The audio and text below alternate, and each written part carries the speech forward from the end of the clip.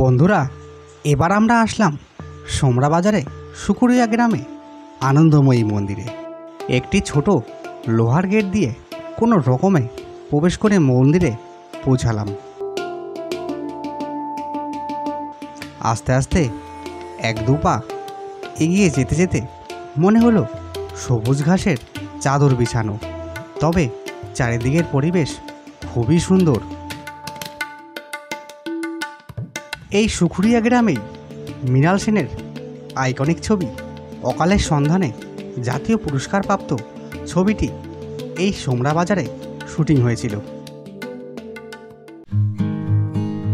সুকুরিয়ার মোস্তাফি বংশ নদিয়া জেলার উলাই মোস্তাফি বা মোস্তফি বংশের একটি শাখা। উলাই রামেশ্বর মিত্র মুস্তাফি বা মিত্র মুস্তফি ছিলেন এই বংশের প্রতিষ্ঠাতা। রামেশ্বর নবাব মুর্শিদ কুলিকার শাসনকালে বাংলার রাজস্ব বিভাগের নায়েবের পদে উন্নতি হন। এই রামেশ্বরের পুত্র অনন্তরাম মোস্তাফি মহারাজ কৃষ্ণচন্দ্রের বিরাগভাজন হওয়ার জন্য উলা ছেড়ে সুকুরিয়া গ্রামে চলে আসেন।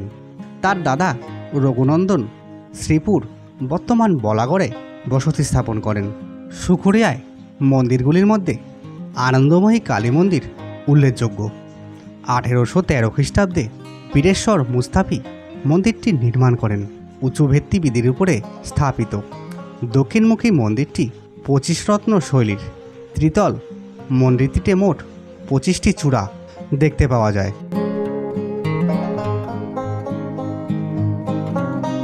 প্রথম তলের প্রতিটি কোণে 3টি হিসাবে 12টি রত্ন, দ্বিতীয় তলের প্রতিটি কোণে 2টি হিসাবে 8টি, তৃতীয় তলের প্রতিটি কোণে 1টি হিসাবে 4টি এবং সর্বোপরি কেন্দ্রীয় শিখর বা রত্ন।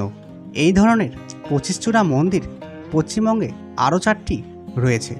বর্ধমান জেলায় কালনায় 3টি এবং বাঁকুড়া জেলায় সোনামুখীতে 1টি এবং সোমরা বাজারে আনন্দময়ী মন্দির নিয়ে মোট 25 চূড়া মন্দির 5টি।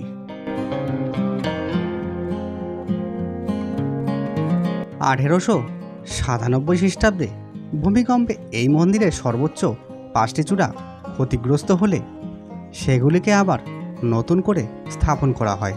মন্দিরের গায়ে টেরাকোটার অলঙ্কারও আছে, কিন্তু কালের প্রবাহে বর্তমানে সেগুলি ক্ষতিগ্রস্ত। টেরাকোটা মূর্তিগুলির মধ্যে অন্নপূর্ণা, জগদ্ধাত্রী, কালী, পঞ্চমুখী গণেশ ও সিংহবাহিনীর উল্লেখ আছে। মন্দিরের গর্ভগৃহে বেদির উপর শায়িত শিবের বক্ষর উপরে উপবিষ্টা আনন্দময়ী কালীর বিগ্রহ নিত্য পূজিতা। বিগ্রহের উচ্চতা প্রায় 3 ফুট। মন্দিরের একটি ঘরে শ্রীধর জিও নামক নারায়ণ শিলা ও অপর একটি নারায়ণের শিলারও নিত্য পূজিতা। মন্দিরের সম্মুখভাগে দাঁড়ালে 2 সারিতে 6টি করে 12টি মন্দির আছে। এর মধ্যে 2টি পঞ্চরত্ন ও বাকিগুলো 8 চালা শৈলীর। পূর্বমুখী 6টা মন্দিরের উত্তর দিকে একটি পঞ্চরত্ন ও বাকি 5টি 8 চালা শৈলীর। 5টা 8 চালা মন্দিরের মাঝের 8 চালা মন্দিরের গর্ভগৃহে সাদা শিবলিঙ্গ ও বাকি 4টে 8 চালা মন্দিরের গর্ভগৃহে কালো শিবলিঙ্গ প্রতিষ্ঠিত। পঞ্চরত্ন মন্দিরের গর্ভগৃহে গণেশ বিগ্রহ প্রতিষ্ঠিত। পশ্চিমমুখী 6টা মন্দিরের উত্তর দিকে একটি পঞ্চরত্ন ও বাকি 5টি 8 চালা শৈলীর। 5টা 8 চালা মন্দিরের মাঝের 8 চালা মন্দির গর্ভগৃহের সাদা শিবলিঙ্গ ও বাকি 4টে 8 চালা ও পঞ্চরত্ন মন্দিরের গর্ভগৃহে কালো শিবলিঙ্গ প্রতিষ্ঠিত। এই পঞ্চরত্ন মন্দিরের গায়ে টেরাকোটার ফলক বর্তমান। অষ্টাদশ শতকের গোড়ার দিকে এটি নির্মিত হয়।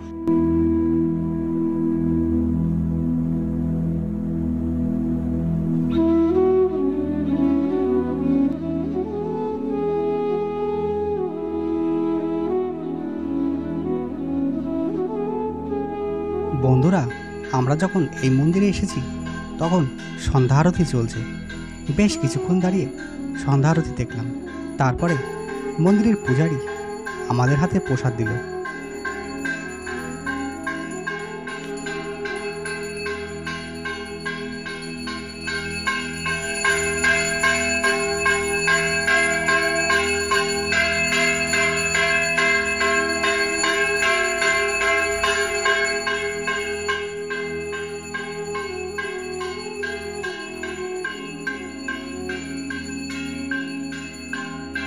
বাংলায় মোট 5টি 25 চূড়া মন্দির আছে।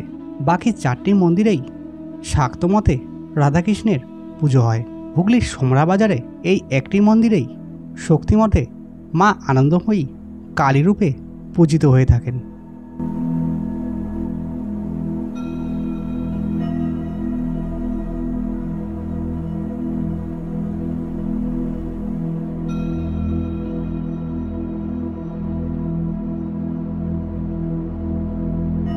মন্দির চত্বরের পশ্চিম দিকে একটি বড় পুকুর আছে। এই পুকুরের অপর পাড় থেকে মন্দিরগুলো খুব সুন্দর দেখায়।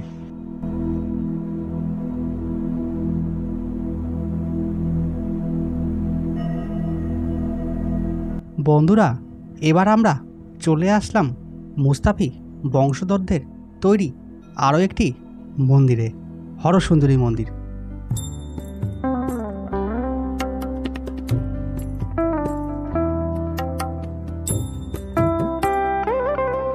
মিত্র মুস্তাফিদের নির্মিত আরেকটি উল্লেখযোগ্য মন্দির হল হরসুন্দরী মন্দির। 1814 সালে নবরত্ন শৈলীতে নির্মিত হরসুন্দরী মন্দির।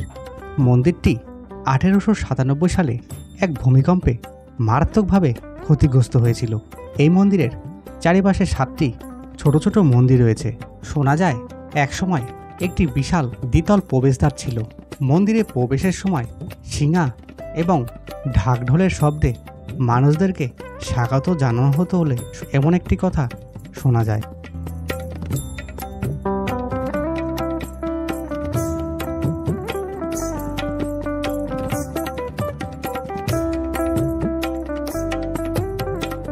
এরপরে চলে আসলাম আমরা নিস্তারিণী কালী মন্দির।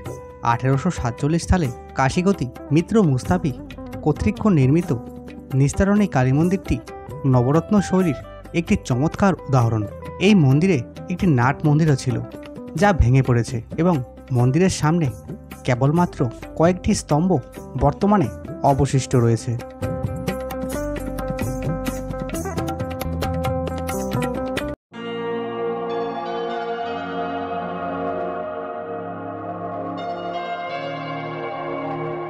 এই সময় নিয়ে এবার চলে আসুন সুকুড়িয়া ঘাটে। সেখানে একটি নৌকা বুকিং করে চলে আসুন সবুজ দ্বীপে। বন্ধুরা, আমরা চলে এসেছি সবুজ দ্বীপ, মানে হুগলির সবুজ দ্বীপ ঘাটে। এই যে ঘাটটি দেখছেন, এই ঘাট থেকে রীতিমতো নৌকা পারাপার করে অথবা নৌকা রিজার্ভ করে বিভিন্ন জায়গায় ঘোরানো হয়, অর্থাৎ ওই পারে যাওয়া যায়। তবে সিজন ছাড়া নৌকা সফরে একটু খরচ বেশি। মূলত শীতের সময় আসলে সরকারি একটি নৌকা চালানো হয়, সেখানে খরচ খুবই কম। মনোরম পরিবেশ, চারিদিকে পাখির কিচিরমিচির শব্দ এবং চারিদিক ঘেরা কাশবন, বেশ অন্যরকম পরিবেশের স্বাদ পাবেন বন্ধুরা। সবুজদ্বীপ ঘোরা হয়ে গেলে স্টেশনের বেশ একটুখানি দূরেই মিষ্টান্ন দোকান থেকে সোমরা বাজারের বিখ্যাত ক্ষীরমোহন কিনতে কিন্তু ভুলবেন না। সোমরা বাজারের বহু প্রাচীন ও প্রসিদ্ধ মিষ্টি। হাতের তালুতে বাদামি রঙের দুটো ছোট ছোট মিষ্টি দেখতে পাচ্ছেন, ওটি হলো ক্ষীরমোহন। পাশেরটি গোপু সন্দেশ, যা গুপ্তিপাড়ার বিভিন্ন ভিডিও এই চ্যানেলেই আছে, দেখে আসতে পারেন।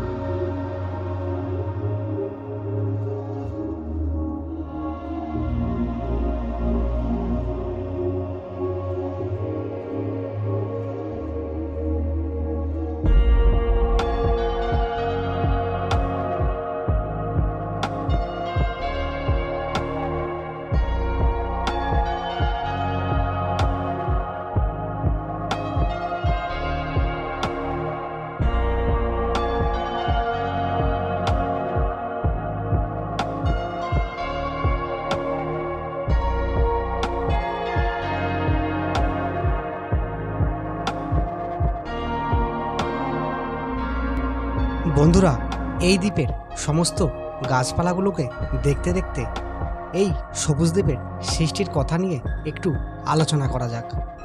বন্ধুরা, এই সবুজ দ্বীপ বন্যার পরে 1977 সালে নতুন চরের সৃষ্টি হয়। বিভিন্ন রকমের গাছগাছালি এই দ্বীপকে ঘিরে থাকতো সবুজ করে।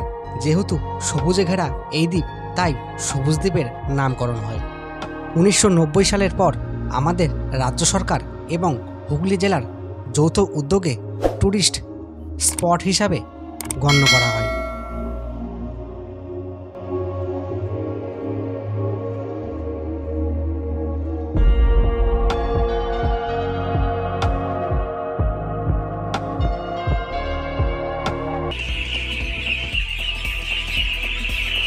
চারিধারে ঘোরার পরে রীতিমতো আবার নৌকাযাত্রা, অর্থাৎ সবুজ দ্বীপকে বিদায় জানিয়ে সেই স্থান থেকে যেই পথ দিয়ে যাত্রা শুরু করেছিলাম, আবার সেই পথ দিয়ে ফেরত চললাম।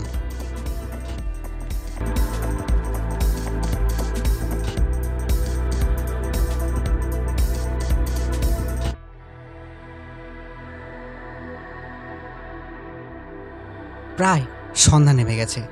আকাশে পাখির দলের লাইন দিয়ে বিভিন্ন দৃশ্য, হয়তো তারাও ঘরে ফেরার ব্যস্ততা।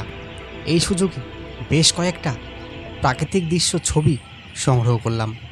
পাখির দলগুলো আকাশে বেশ ঘুরছে, তার সাথে সাদা ও কালো বকেট আনাগোনা, কোনো কোনো সময় একেবারে সামনে চলে আসছে। প্রচুর নাম না জানা অজানা পাখিও রয়েছে।